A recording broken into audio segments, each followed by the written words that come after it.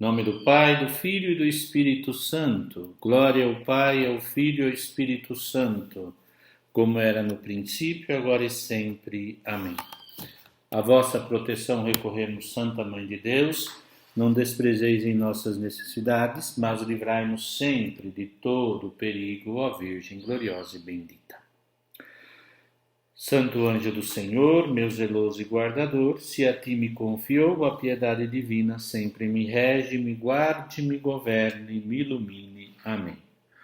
Amadas e amados, hoje nós vamos trabalhar um pouquinho as missões trinitárias e o empenho soteriológico na doutrina trinitária de Tomás. Então está na página 179, 179.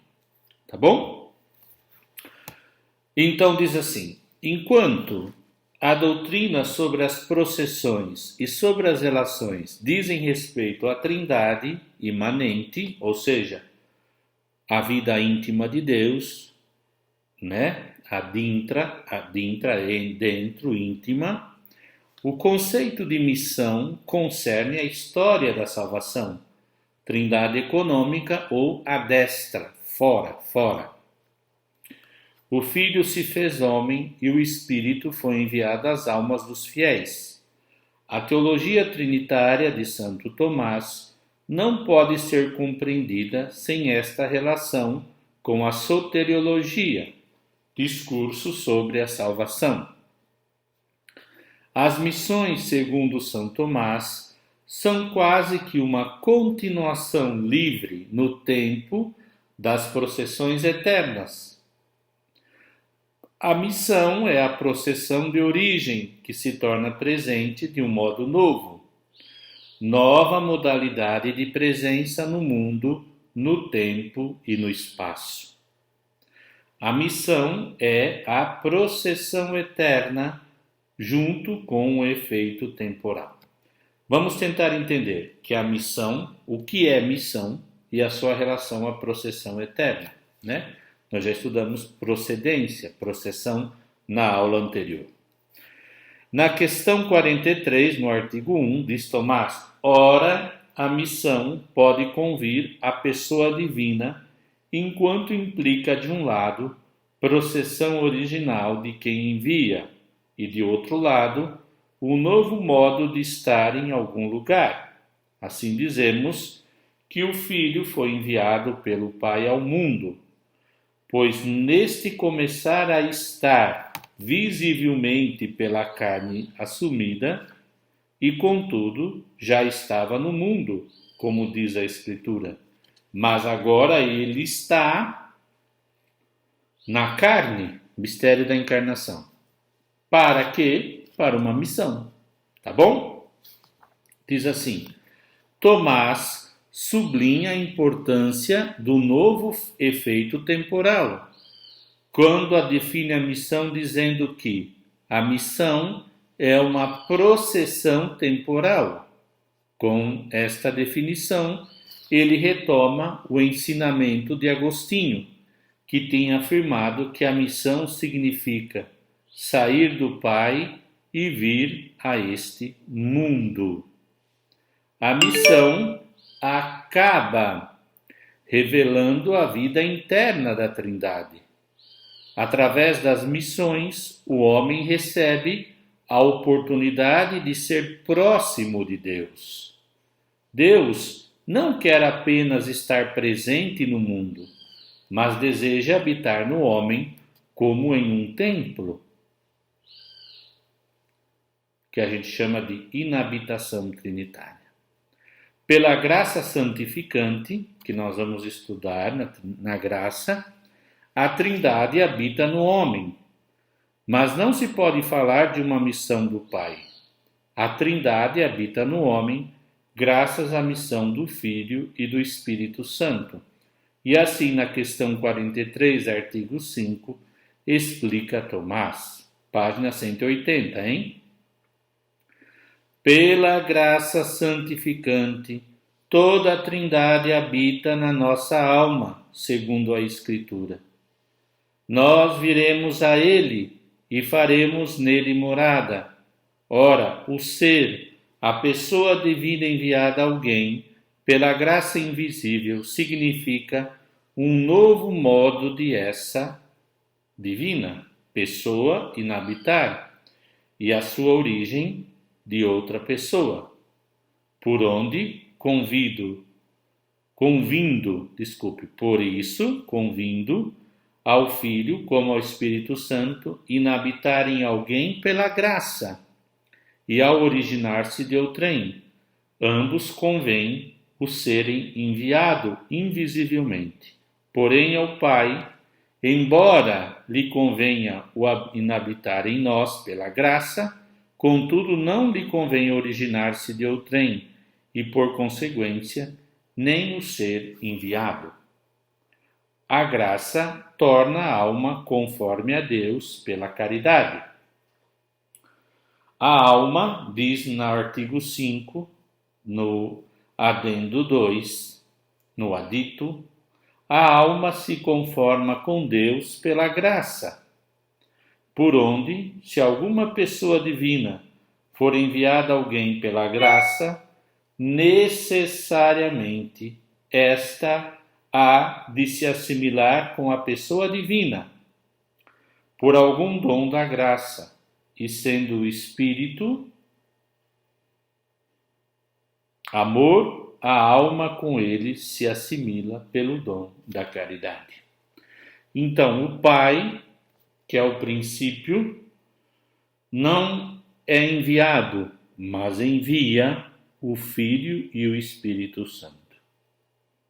Somente isso quero que vocês entendam. E o mais importante, que a presença da Trindade em nós, pelo vínculo a uma das pessoas, que é com as três, porque é uma só substância, não é mesmo? Produz a vida da graça, que aqui, entendido em Tomás, é o amor de Deus derramado em nossos corações, como diz Paulo. Bom, aqui estamos na página 180, terminamos o conceito de missão ou missões trinitárias. Agora vamos em noções ou propriedades. Vejam, aqui, para a gente entender melhor, a gente separa, né, como a gente está fazendo por partes, tá bom? Mas não se preocupem, porque no contexto vocês já sabem essencialmente, porque já temos falado, repetido, vocês têm estudado, vocês assistem às aulas, fazem os resumos e assim vamos adquirindo conceitos, tá bom? E eu vou deixar um simples guia de estudo para vocês vão ver que é muito tranquilo, tá bom? Noções ou propriedades, vai da página 181 e assim nós vamos até o finalzinho da página 185 para terminar São Tomás, que tem aqui dois conceitos, propriedades, depois apropriações e assim vamos, tá bom? Força, meninos e meninas do meu Brasil varonil, tá bom? Vamos lá. As pessoas constituídas pelas relações opostas distinguem-se também por suas propriedades ou noções. Na Suma Teológica, na questão 32, artigo 3, diz: chama-se noção a razão própria pela qual se conhece a pessoa divina, o que lhe é próprio. Ora, as pessoas divinas se multiplicam pela origem, e como esta implica a proveniência de um outro ser. O Filho procede do Pai, o Espírito procede do Pai e do Filho. Por onde não pode a pessoa do Pai ser conhecida como provinda de outro, mas como aqui de ninguém provém, cabendo-lhe então, deste modo, a noção de inascibilidade. Mas, enquanto alguém dele provém, de duplo modo, pode o Pai ser conhecido pela noção de paternidade. E quanto dele provém, o Espírito Santo o é pela noção de expiração comum. O Filho, por seu lado, pode ser conhecido como proveniente de outro por nascimento, geração, lembra, não? Não é feito, mas gerado. Lembre-se do conceito de geração do nosso querido Aristóteles, tá bom? E aí vai.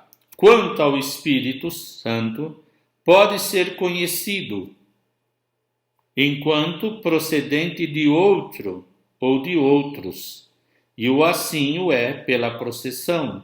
Não é, porém, por dele proceder outro, pois nenhuma pessoa divina dele procede.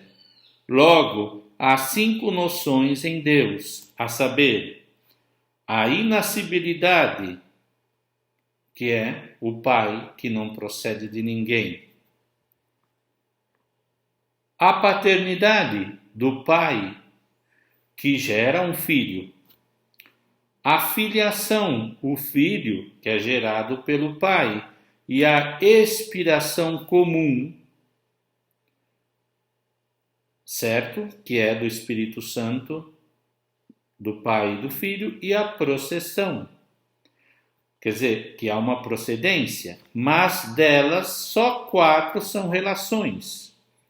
Pois a inascibilidade, só por uma redução é relação, como depois se dirá, enquanto as outras 4, elas não são somente propriedades, pois a expiração comum, convindo a 2 pessoas, não é uma propriedade. E 3 são as noções pessoais, isto é, as constitutivas das pessoas, a saber, paternidade, filiação e a processão, pois a expiração comum e a inascibilidade se chamam noções de pessoas, não porém pessoais, como a seguir mais claro ficará. Então aqui ele resume para nós a noção de propriedade. Viramos a página 182. Na Trindade temos, segundo São Tomás, 5 noções, das quais a inascibilidade pertence ao Pai. A expiração ativa é comum ao Pai e ao Filho, expiração, enquanto as demais são constitutivas das pessoas, relações, paternidade, filiação e processão, expiração passiva. Gente, vocês não precisam se preocupar, porque nós estamos na escolástica. A escolástica é que nem aquele cara da televisão de antigo. Eu gosto das coisas explicadinhas nos seus mínimos detalhes. Então nós estamos seguindo a Suma. E a Suma tem isso que lhe é próprio. Mas o importante aqui é pegar a noção. Tá bom? E noção ou propriedade está bem resumida aqui no comecinho da página 182, onde o João Paulo, padre, faz o resumo em 4 linhas. Falou? Apropriações, página 182, 3.8.5. Toma uma aguinha, falou?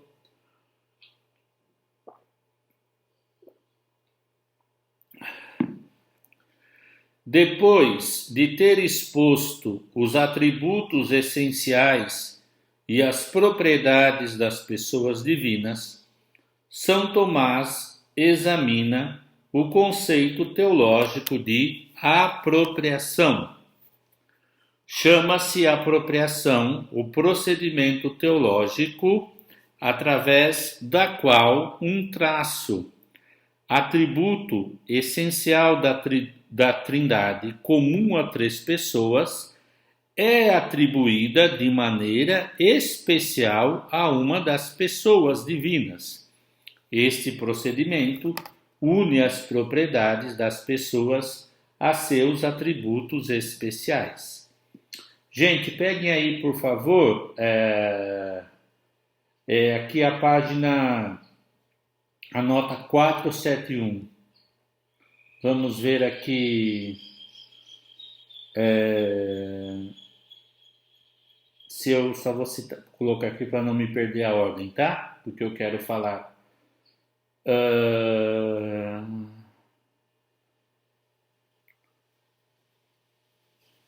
Desculpe, só um segundinho, viu?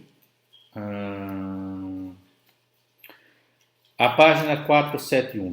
Eu vou ler com vocês, tá? E depois vou tentar resumir.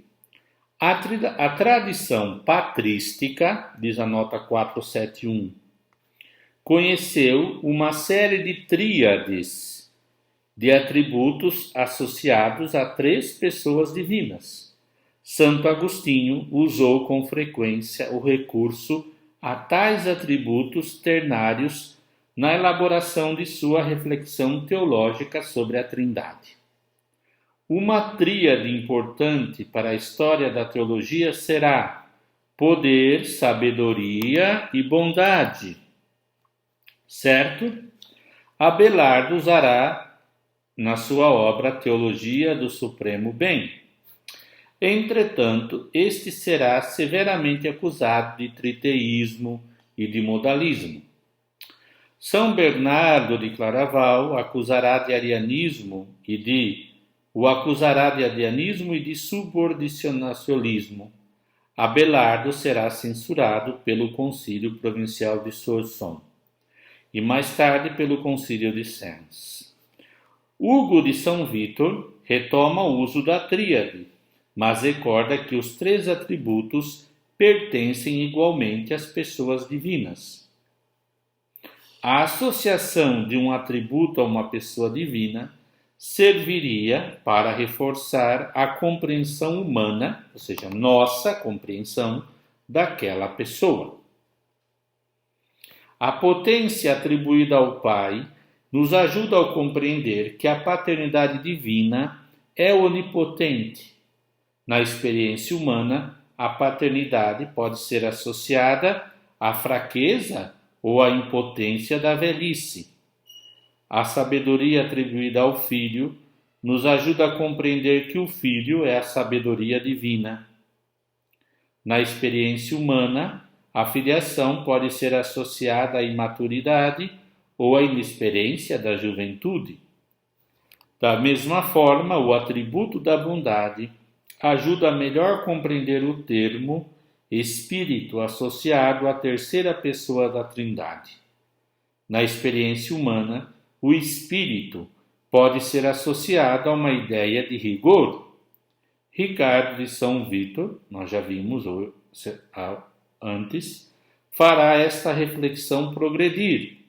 Ele ensinará que uma apropriação, appropriatio, designa uma atribuição especial a uma certa pessoa divina.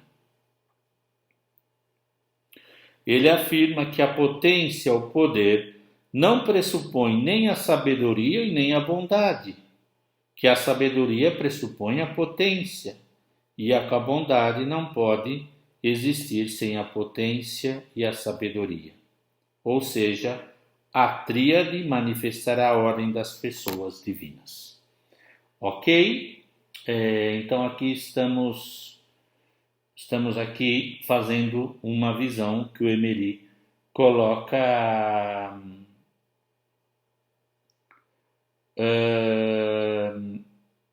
sobre esse tema. Só marcar aqui. Vamos lá. Então, já lemos a nota 471.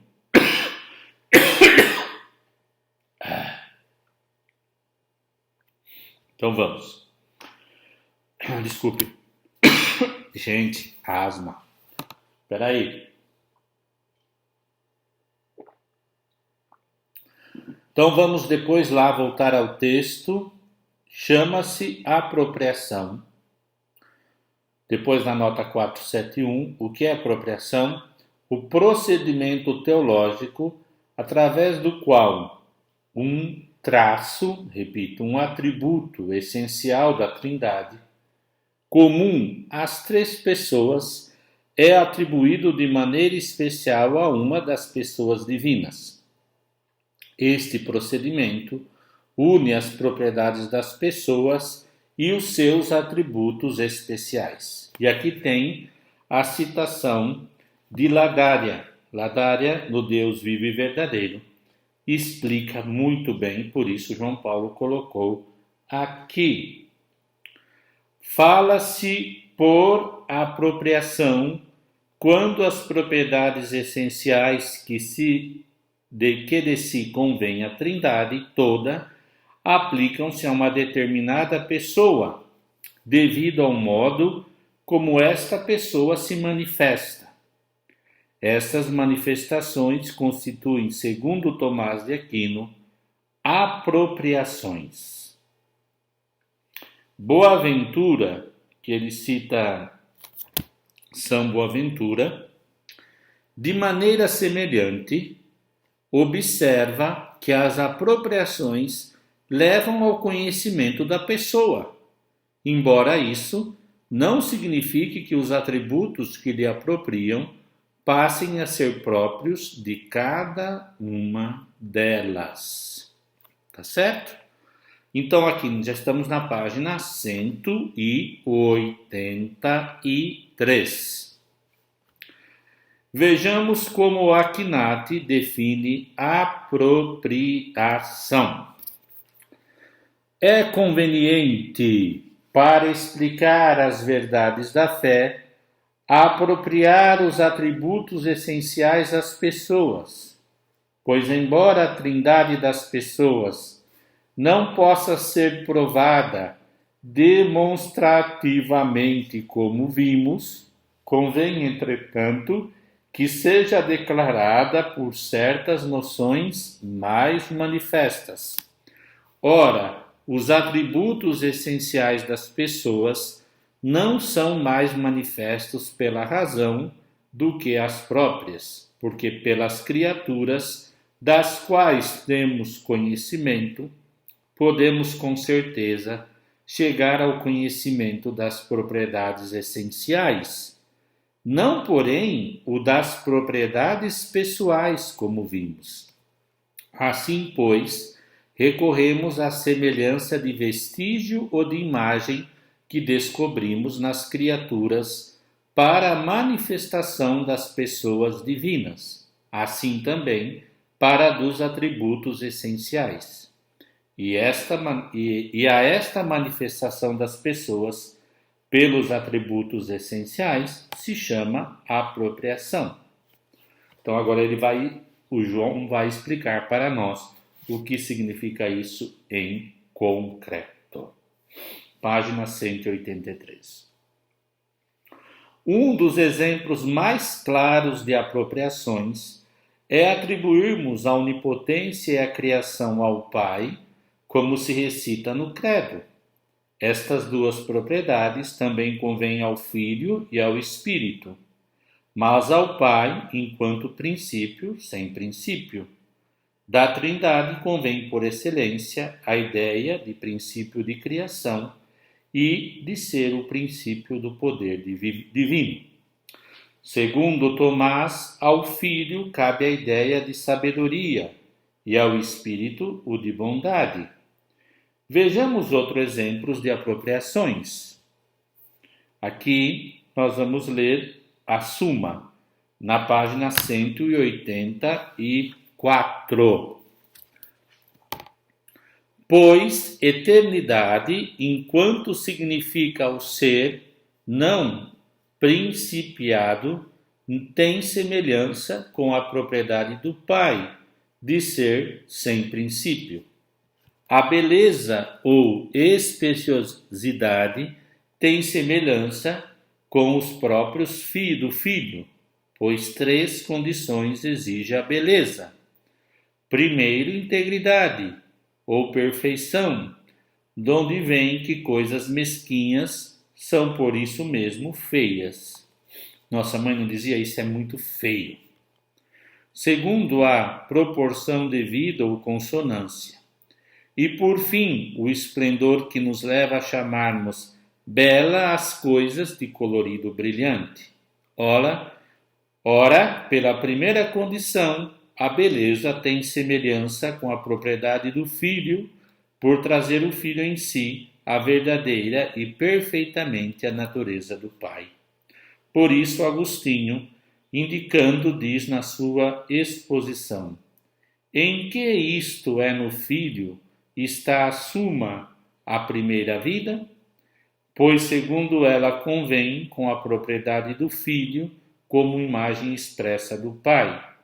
Por isto chamamos bela a imagem que representa perfeitamente o seu objeto, embora feio.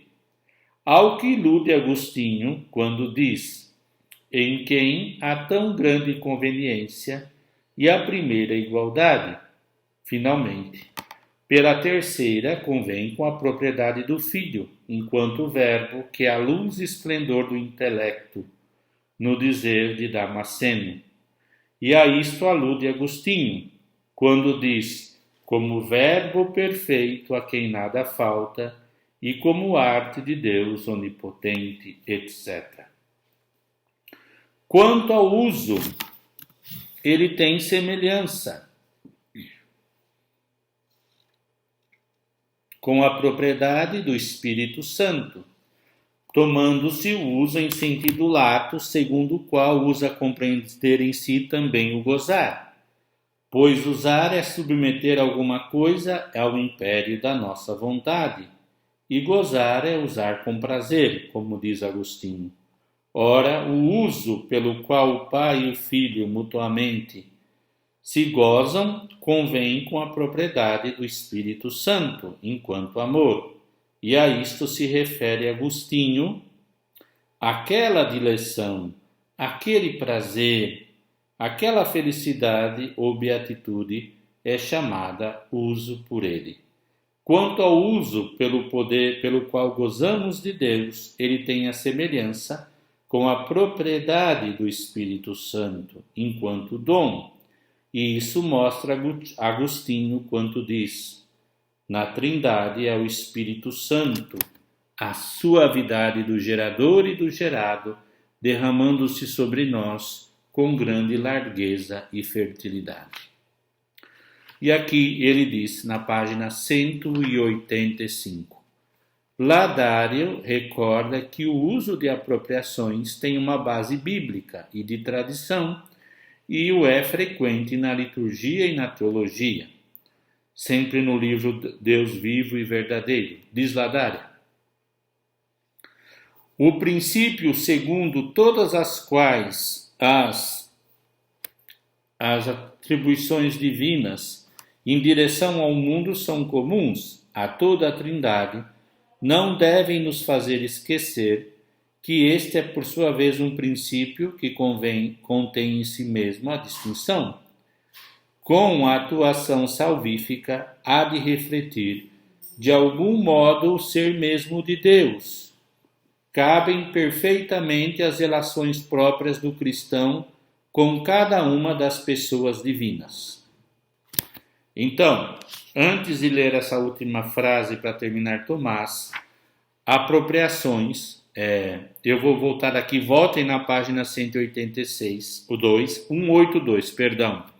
Quando a gente fala aqui de apropriação, nós vamos ler de novo, chama-se apropriação o procedimento teológico através do qual um atributo essencial à Trindade e comum às três pessoas é atribuído de maneira especial a uma das pessoas divinas. A gente tem isso. O Pai é Criador, o Filho é Redentor e o Espírito é Santificador. Oxe! É de um modo de atribuir de modo especial. Mas as três pessoas criam, as três pessoas redimem e as três pessoas santificam. Nós atribuímos a santificação de modo especial ao Espírito Santo. Mas não quer dizer que a obra é só do Espírito, é do Pai e do Filho. E terminando agora na página 185. Segundo Emery, Tomás utiliza as apropriações para manifestar mais claramente a fé trinitária católica. A apropriação se fundamenta em uma maior semelhança que um atributo essencial tem com uma determinada pessoa da Trindade. Esta maior afinidade ou semelhança é a primeira principal razão da apropriação. Do ponto de vista do homem, do ser que conhece aquilo que lhe é revelado, é empregada por causa da sua utilidade. Ela é útil para manifestar a fé. Tendo sido estabelecidas propriedades pessoais, as apropriações permitem uma manifestação suplementar através dos atributos essenciais. Não se deve, olha só, confundir um atributo essencial a um atributo essencial apropriado. Este último consiste em uma noção complexa mais rica, por exemplo, a potência apropriada ao Pai reúne o atributo essencial da potência, e a pessoa do Pai, por esta razão, significa mais do que um simples atributo da potência divina. Então aqui nós terminamos a nossa aulinha sobre Tomás, né? Gente, vocês viram que ao invés de fazer uma aula de quase 1 hora, eu fiz 2 aulas de meia hora, aproximadamente. Por quê? Para poder estudar por partes. Então, você terá uma semana, um esquema sobre um esquema de estudo de introdução à Idade Média, sobretudo de Ricardo de São Vítor, que não era muito conhecido para vocês, e a introdução a Tomás. E depois alguns conceitos para estudar de Tomás. Só isso, porque na próxima aula nós vamos entrar nas indicações do magistério sobre o mistério de Deus, do Concílio de Lyon, a partir do que temos de Tomás, até a trilogia trinitária de João Paulo II e a síntese do catecismo. Assim, nós teremos aqui uma visão bem sistemática, são exatamente 14 páginas, que é uma visão de conjunto de tudo aquilo que temos estudado, porque foi apreendido pelo magistério sobre a Trindade e que tem implicações na nossa vida espiritual. Tá bom? Calma, vai dar tudo certo. Paz e bem, saúde, alegria e esperança nesse tempo tão difícil, mas um tempo cheio de Deus. Tchau, até já!